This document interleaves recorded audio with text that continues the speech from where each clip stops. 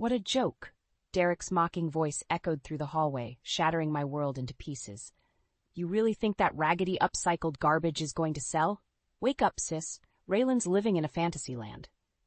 I froze, my heart pounding in my ears as I listened to my husband's scathing words, each one driving a fresh dagger into my soul. This wasn't some stranger criticizing my life's work. This was the man I'd loved and trusted, the father of my child. Harper's giggle cut through the stillness like a knife. Mom's so delusional. She honestly believes people will pay top dollar for old rags sewn together. Tears stung my eyes as the weight of their betrayal crashed down upon me. How could they be so cruel, so dismissive of the passion that fueled every stitch, every design born from repurposed materials? My dream wasn't just some whimsical flight of fancy. It was a commitment to sustainability, to breathing new life into the discarded. As their laughter subsided, I slipped away, my mind racing with a torrent of emotions: hurt, anger, determination. For too long, I'd turned a blind eye to Derek's subtle jabs and Harper's growing resentment. But this was a line crossed, a violation of trust that could never be undone. Later that night, as Derek snored beside me, oblivious to the storm brewing within, I made a decision. No more playing the victim. No more allowing them to trample my dreams underfoot. If they wanted to see me as a joke, I'd give them a punchline they'd never forget. The next morning, I called my best friend, Elise, a former lawyer with a razor-sharp mind. She was the only person I could trust with the truth, and the only one who could help me fight back. "Elise, I need your help," I whispered, glancing over my shoulder to ensure Derek hadn't overheard. "Things with Derek, they're not what they seem." Her voice was a lifeline, a beacon of clarity in the chaos. "Tell me everything." And so I did, laying bare the years of emotional neglect, the financial misdeeds I'd uncovered, and the gut-wrenching betrayal that had shattered my world. With each word, I felt a weight lifting, replaced by a steely resolve to take back control of my life and my business. "We'll make him pay," Elise vowed, her tone leaving no room for doubt. "Every penny he stole, every insult he hurled, he'll answer for it all. Starting today, we document everything." As I hung up the phone, a newfound sense of purpose coursed through my veins. The road ahead would be long and arduous, but I was done being the punchline. It was time to rewrite the joke, and this time, I'd be the one delivering the cutting final line. Elise didn't waste any time. Within days, she'd formulated a meticulous plan to expose Derek's misdeeds and secure my financial future. "First things first," she said during one of our clandestine meetings at a quiet cafe. "We need to document every single transaction he's made using your business accounts." I nodded, pulling out a thick manila envelope stuffed with bank statements and financial records. "I've been gathering evidence for months. Look at these numbers. He's been siphoning funds into his personal accounts, leaving me with just enough to keep the business afloat." Elise's brow furrowed as she flipped through the pages. "That snake, he's been embezzling from you this whole time." It gets worse. I took a deep breath, steeling myself for the next revelation. "I overheard him on the phone with his banker last week. He's been lying about our profits, cooking the books to make it look like we're barely scraping by, so he can claim you're a financial burden and gain leverage in the divorce proceedings," Elise concluded, her jaw clenched tight. "Despicable." Our conversation was interrupted by the shrill ringing of my phone. Derek's name flashed across the screen, and I felt a surge of revulsion. Without hesitation, I declined the call and muted the ringer. Elise's eyes narrowed. What did that weasel want? Probably checking up on me, making sure his little cash cow is still producing. I spat the words like venom, years of pent-up resentment bubbling to the surface. Sliding a worn voice recorder across the table, Elise fixed me with a determined stare. "Start wearing this at all times. We need to catch him in the act, get him on record spewing his vitriol." The weight of the device in my palm felt heavy, a tangible reminder of the war I was waging. But I was done being a victim. It was time to fight back. That night, as Derek and I sat down for dinner, the tension was thick enough to cut with a knife. Harper picked at her food, her gaze flickering between us like a spectator at a boxing match. "What's gotten into you lately?" Derek sneered, breaking the uncomfortable silence. "You've been acting awfully strange." I took a deep breath, pressing the record button beneath the table. "Just focused on the business, that's all." Just, he scoffed, stabbing at his steak with more force than necessary. That little hobby of yours? Don't kid yourself, Ray. It's never going to amount to anything more than a drain on our finances. Harper's eyes widened, but she remained silent, no doubt fearing the wrath of her father's sharp tongue. You know, Derek, I replied, keeping my voice measured and even. For someone who claims to support my dreams, you sure have a funny way of showing it. His fork clattered against the plate as his fist slammed down on the table. Support your dreams? Don't make me laugh. Every penny I've wasted on that ridiculous project is a penny too many. The words stung, but I refused to flinch. Instead, I met his venomous glare with a steely gaze of my own. Well then, it's a good thing you won't have to waste any more of your precious money on me. Rising from the table, I fixed him with a cold smile. I'll be sure to pack my bags tonight. As I left the room, Derek's sputtering protests fell on deaf ears. The war had begun, and I had no intention of losing. The atmosphere in the house was suffocating. Derek prowled the halls like a caged animal, his footsteps heavy with barely contained rage. Whenever our paths crossed, his eyes bored into me, searching for any sign of weakness, any crack in my resolute facade. But I refused to break. With each snide remark, each thinly veiled insult, I stood my ground, meeting his vitriol with stony silence. The recorder in my pocket became a talisman of sorts, a constant reminder of the evidence I was against him. Harper, caught in the crossfire, retreated into herself. Gone was the carefree teenager who once laughed and joked with her father. In her place was a hollow-eyed shadow, flinching at raised voices and avoiding us both whenever possible.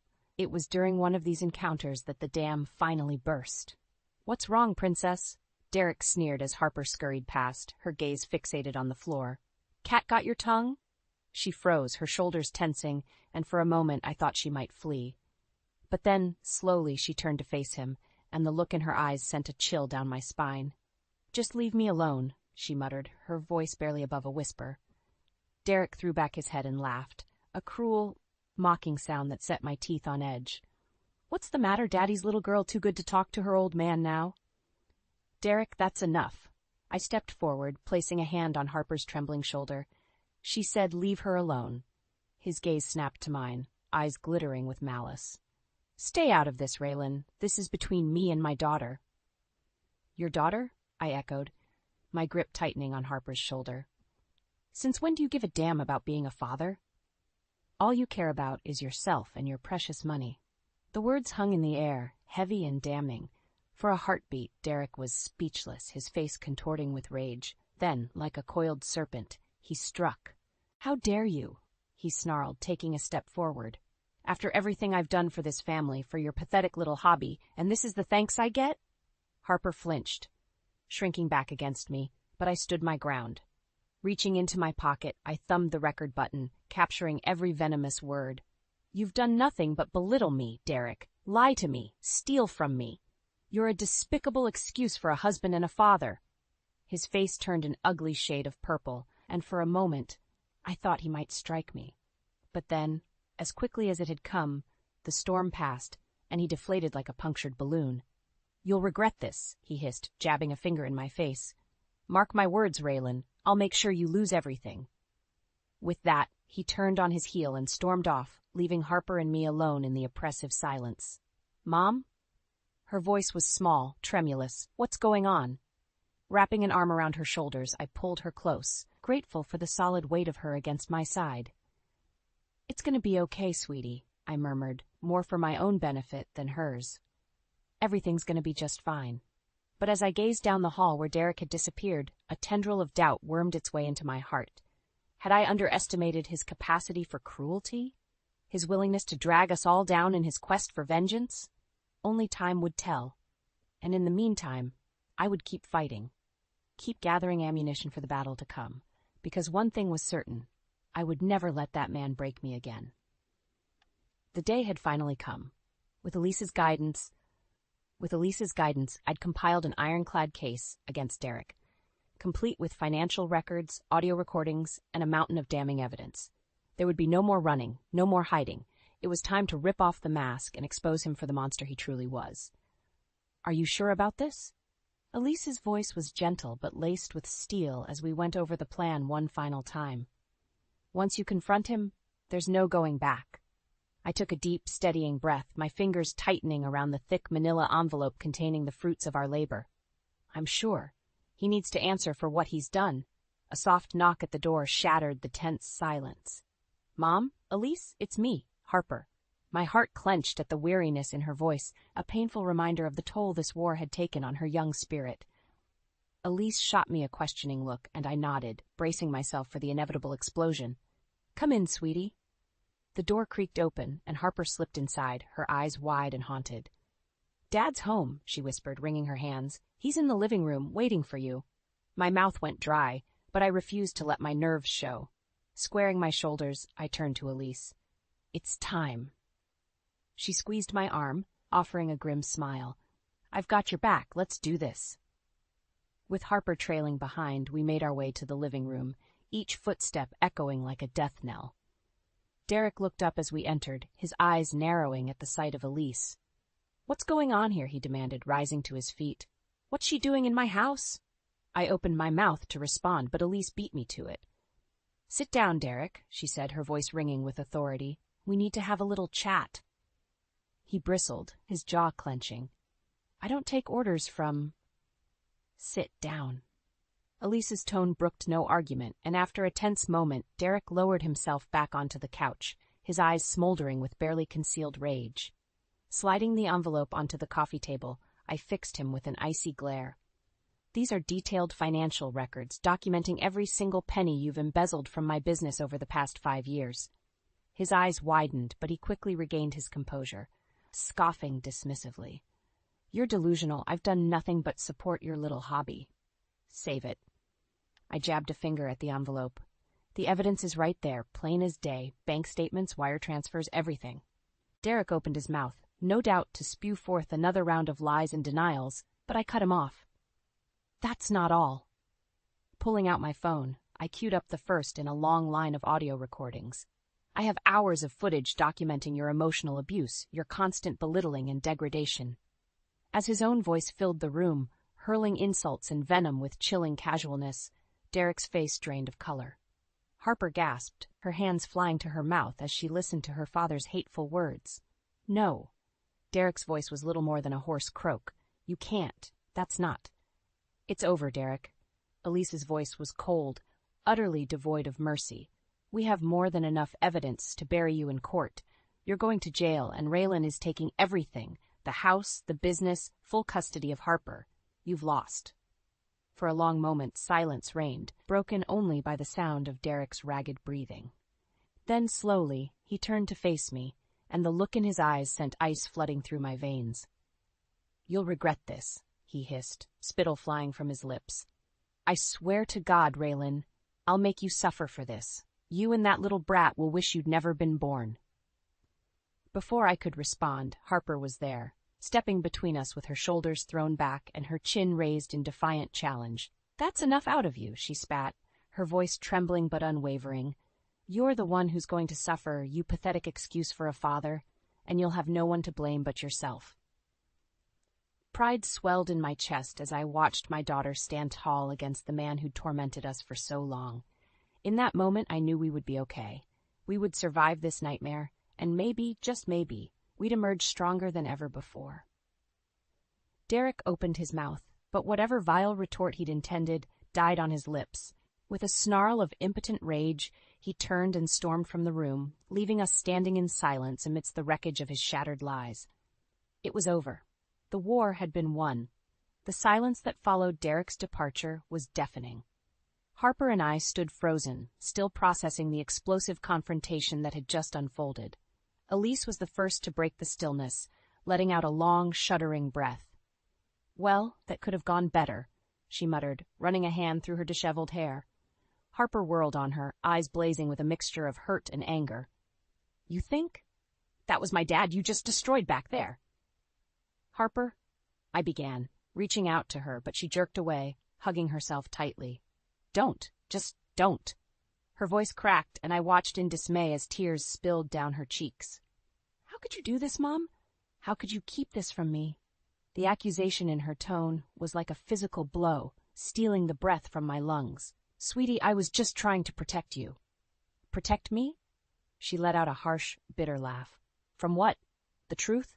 The fact that my own father is a lying, cheating scumbag?" Each word lanced through me, raw and agonizing.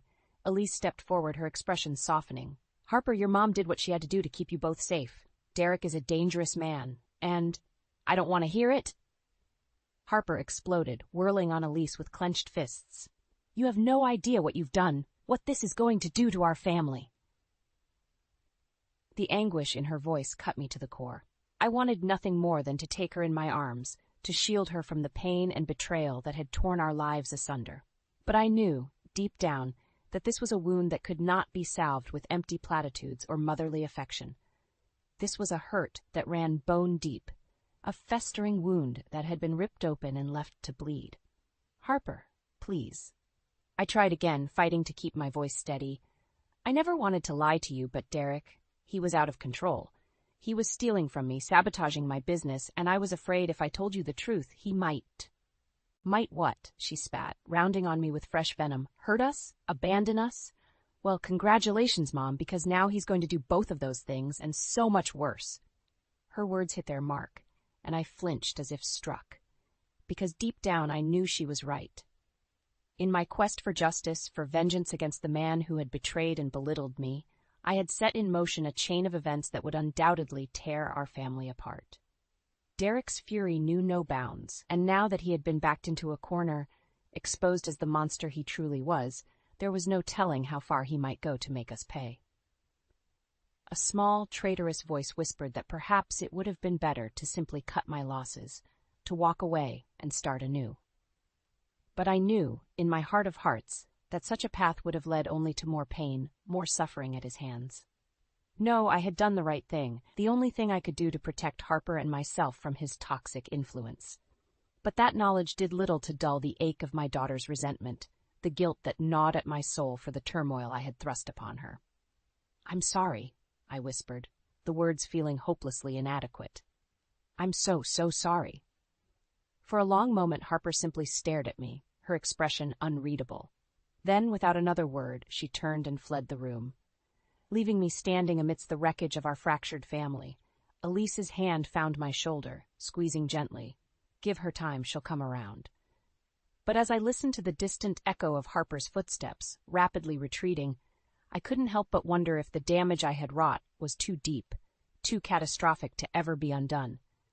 The divorce proceedings were brutal, a no-holds-barred battle fueled by years of pent-up resentment and betrayal. Derek, his back against the wall, fought like a cornered animal, lashing out with every underhanded tactic in the book. "She's an unfit mother," he snarled during one particularly heated hearing, his eyes boring into me with undisguised hatred. "Manipulative, vindictive. Is that really the kind of influence you want around an impressionable young girl?" I bit back the urge to retaliate, forcing myself to remain composed as Elise rose to my defense. "Your Honor, these baseless accusations are nothing more than a desperate attempt to distract from the real issue at hand, Mr. Collins' repeated embezzlement and financial malfeasance." Derek's face purpled, but before he could unleash another volley of vitriol, the judge intervened. "That's enough, Mr. Collins. I've seen the evidence, and it paints a very clear picture of your actions. Unless you have something of substance to add, I suggest you remain silent." Seething, Derek slumped back in his chair, glowering at me from beneath hooded brows. The message in his eyes was clear. This was far from over. With each passing day, the divisions within our shattered family grew deeper and more pronounced. Harper, caught in the crossfire, retreated further into herself, alternating between bouts of stony silence and explosive outbursts directed at both Derek and me. "I hate you both," she raged one night, hurling a glass against the wall with enough force to shatter it into 1,000 pieces. "You've ruined everything." I flinched as shards exploded around me, piercing my skin with 1,000 tiny lacerations. But the physical pain paled in comparison to the agony of watching my little girl unravel before my eyes. Derek, of course, seized the opportunity to drive the wedge deeper, pulling Harper aside and no doubt filling her head with his twisted version of events. "Don't listen to a word that lying bitch says. I overheard him hiss, his voice dripping with venom. "She's poison, Harper, and she'll only drag you down with her." Part of me wanted to intervene, to shield my daughter from his toxic influence, but a larger, wiser part knew that such actions would only breed more resentment, more ammunition for Derek's manipulative games. So I kept my distance, focusing my energy on the legal battle that would decide the course of our future. With Elise's guidance, I pored over financial statements and witness testimonies, building an impenetrable case against the man who had once sworn to love and cherish me. The realization that our marriage had devolved into this bitter adversarial farce left a hollow ache in my chest. But I knew there was no going back, no chance of salvaging what had been lost. Derek had made his choices, and now he would have to face the consequences. As the divorce proceedings ground on, the media caught wind of our sordid drama, unleashing a torrent of salacious headlines and intrusive reporters. Derek, ever the opportunist, seized his chance to manipulate the narrative, granting exclusive interviews where he painted himself as the long-suffering victim of a deranged, money-hungry shrew. "She's out for blood, plain and simple," he lamented to one particularly eager journalist, his eyes glistening with crocodile tears. "All I ever wanted was to give my family a good life, but it was never enough for Raylan. She let her greed, her delusions of grandeur consume her." I watched in disgust as his lies played out across newspapers and television screens, each fabrication more outrageous than the last. But I refused to take the bait, to engage in the same mudslinging tactics that Derek had embraced so wholeheartedly. No, I would let the evidence speak for itself. The truth was on my side, and try as he might, Derek could never bury that beneath a mountain of deceit and slander. As the media frenzy reached a fever pitch, I found myself longing for the quiet solace of my work, the simple act of creation that had once brought me such joy and fulfillment. But even that refuge had been tainted, the very business I had poured my heart and soul into, now serving as a battleground between Derek and me. In my darkest moments, I wondered if it had all been worth it, the pain, the betrayal, the shattering of everything I had once held dear. But then I would look at Harper, my beautiful, struggling girl caught in the crossfire of her parents' war, and I would know that I had done the only thing I could. For her sake, and for my own self-respect, I had to keep fighting. No matter how high the cost, I would not let Derek emerge victorious from the ashes of our family. Not this time. The day of the final court hearing dawned cold and gray, the somber weather mirroring the weight that had settled over my shoulders. As Elise and I made our way through the courthouse doors, a phalanx of reporters descended upon us, cameras flashing and microphones thrust into our faces. "Miss Collins, is it true you're seeking full custody of your daughter? How do you respond to the allegations that you've been embezzling funds from your own company? Care to comment on the rumors of your husband's alleged affair?" I brushed past them without a word, my jaw clenched in grim determination. Derek, of course, was reveling in the spectacle, pausing every few steps to preen for the cameras and offer up sound bites tailored to paint him as the long-suffering victim. "All I've ever wanted is to protect my little girl," he simpered, his expression one of studied anguish. "But Raylan, she's become unhinged, obsessed with money and revenge. It's tragic, really." I felt Elise tense beside me, and I placed a warning hand on her arm. "Don't take the bait," I murmured. "He's not worth it." Her nostrils flared, but she gave a curt nod, and we continued on our way, leaving Derek to bask in the spotlight he so desperately craved. The courtroom was packed to the rafters, a veritable circus of lawyers, journalists, and gawking spectators. I scanned the crowd, my heart lurching as I spotted Harper sitting towards the back, her shoulders hunched and her gaze determinedly averted from both Derek and me. As the proceedings got underway, it became immediately apparent that the judge had little patience for Derek's grandstanding. He cut through the other man's bloated testimony with razor-sharp precision, dismantling his arguments one by one with cold, irrefutable logic. "You claim your wife was obsessed with money and revenge, Mr. Collins," the judge stated, his voice ringing with thinly veiled disdain. "And yet, the financial records clearly show that you embezzled over $500,000 from her company's accounts over the course of 5 years. How do you explain that?" Derek squirmed in his seat, his bravado faltering under the weight of the damning evidence. It was a misunderstanding, Your Honor. I was simply lying and stealing from your wife, with whom you had entered into a legal contract as a business partner, the judge interrupted, his eyes flashing. That's what the evidence shows, Mr. Collins. Shall I go on? As the judge methodically disassembled Derek's house of lies, I could practically feel the weight lifting from my shoulders. Beside me, Elise radiated quiet triumph, her lips curved into the faintest of smiles. When the judge finally rendered his verdict, it felt like a physical blow, knocking the wind from Derek's sails and leaving him reeling. In light of the overwhelming evidence presented, I am awarding Miss Collins full ownership of her company, as well as sole custody of her daughter, Harper. Mr. Collins, you are hereby ordered to pay restitution in the amount of $600,000, as well as alimony and child support to be determined at a later date. A stunned silence fell over the courtroom, broken only by the muted sobs of a devastated Derek. Elise reached over and squeezed my hand, her eyes shining with pride. You did it, she murmured. It's over. But as I turned to face my daughter, my heart plummeted. Harper was staring at me, her expression unreadable, a chasm of hurt and betrayal stretching between us. In that moment, I knew that while the legal battle might be won, the war for my daughter's heart and trust was only just beginning. In the days that followed, Derek's world crumbled around him. His assets were seized, his reputation in tatters. But through it all, he maintained a defiant front, lashing out at anyone and everyone who dared cross his path. It was during one such outburst that Harper, who had been steadfastly avoiding me, finally emerged from the shadows of her self-imposed exile. You're pathetic, she spat, her voice dripping with contempt as Derek raged and raved in the aftermath of yet another court ruling. All this time, I thought Mom was the one destroying this family, but you're the real cancer, aren't you? Derek whirled on her, his face contorted in an ugly snarl. Watch your mouth, you ungrateful little... No, you watch yours. Harper stepped forward, her chin raised in defiant challenge.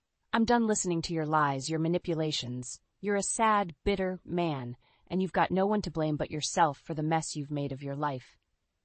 As her words washed over him, I saw something shift in Derek's eyes, a flicker of doubt, of dawning realization that his carefully constructed facade was crumbling. For a heartbeat, I almost felt sorry for him. Almost. Then the moment passed, and the sneer was back, twisted and grotesque. You'll regret this, he hissed, jabbing a finger in Harper's face. You and your bitch of a mother will regret the day you ever crossed me. Harper didn't so much as flinch. Save it for someone who still cares, Dad. You're nothing but a pathetic bully, and I'm done being afraid of you. With that, she turned and walked away, leaving Derek gaping in her wake like a landed fish. Our eyes met for the briefest of moments, and in that fleeting glance I saw a glimmer of the old Harper, strong, defiant, unbroken. In that moment, I knew that no matter what lay ahead, we would face it together. United, emboldened by the truth that had finally set us free. Derek might have lost everything, but I had regained something far more precious. My daughter's respect, her trust. And that was a victory worth fighting for. The weeks following the divorce were a whirlwind of activity. With Derek's vindictive presence finally excised from our lives, Harper and I were free to pick up the pieces and begin rebuilding. Gone were the tense silences, the hostile glares and cutting remarks. In their place was a newfound openness, a willingness to communicate and heal the wounds that had been left to fester for far too long. I'm sorry, Mom, Harper murmured one night as we sat on the patio, nursing mugs of hot chocolate beneath the star-studded sky, for the way I acted, for shutting you out when you needed me most. I reached over and squeezed her hand, my heart swelling with a potent mix of love and relief. You have nothing to apologize for, sweetie. What's important is that we're here now, together. That's all that matters.